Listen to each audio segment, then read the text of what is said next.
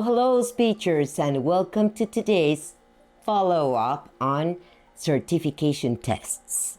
Because many of you have shown interest on applying for an English certificate, but which of them is the best option for you yourself and your future goals? Well, let's find out, because today we talk about TOEFL, TOEFL test. So this is a test of English as a foreign language. Now we have two different possibilities in offer. We have the TOEFL IBT and the TOEFL ITP. Today we are talking about TOEFL IBT, which is a computer-based and the one that assesses 4 skills: the listening, the speaking, the reading, and the writing. So this test is an international standardized exam, and it's used to measure, of course, your English proficiency. And what it makes a difference is that it is internationally accepted. Remember, we have already talked about the CELPIP, which is a certification test used only for Canada. Now this one is worldwide, but depends on what you need the test for and for whom you need your final score.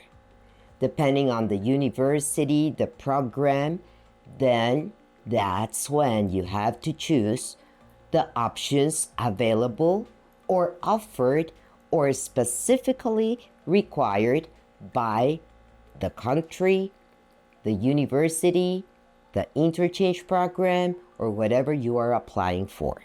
So it is widely accepted. TOEFL IBT is widely accepted, but you need to do your research.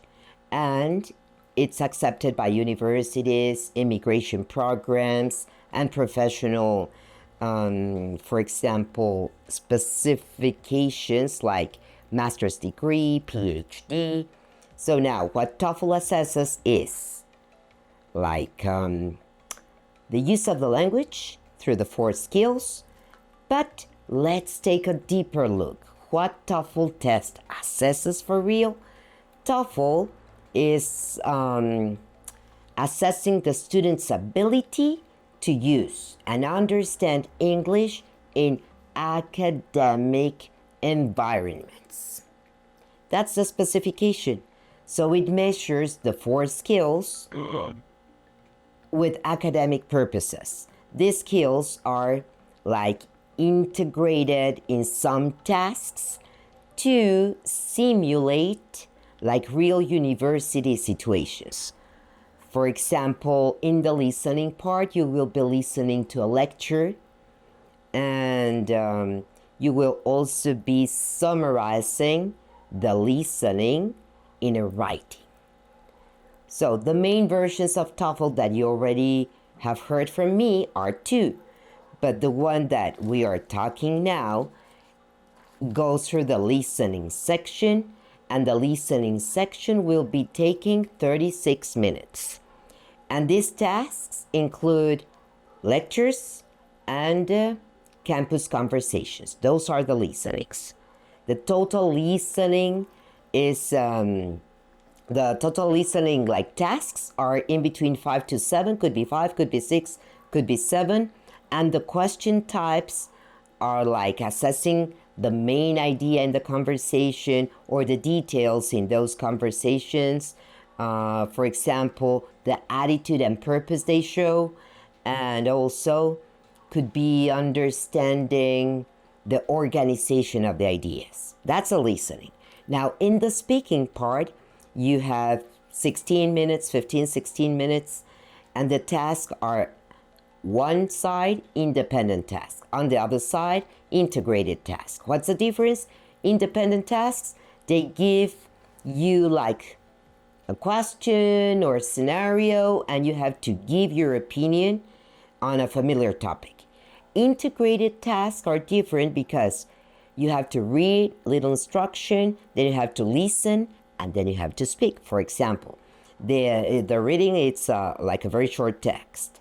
Then they ask you to explain the relationship between that little reading and an explanation that is also given after that through a listening. So you read, you listen, and then you explain the relationship between both of them. I hope I was clear, but if not, remember, you can always ask. And then the responses are recorded and they are scored by a rater, human teacher, and also by artificial intelligence programs. Now about the writing section takes about 28, 29, 30 minutes. There are two tasks. One is the integrated writing. The other one is academic discussion writing. The integrated writing is you have to read a short passage, then you have to listen to a lecture, and then you have to write a response comparing both of them. And on the academic discussion writing, the writing is about like there's a discussion that they explain, and you have to respond in a prompt similar to a university forum. Okay, what would you say as a university student? Now, the answers are considering your organization, your coherence, the grammar, the vocabulary in use, and of course, your clarity of your ideas.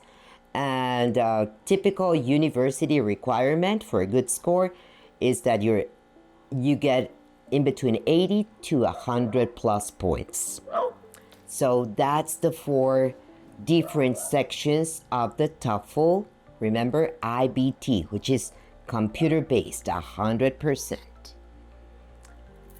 And if you have any question, any suggestion, any observation, don't forget to write, ask, give your opinions, or suggest. See you soon, speechers.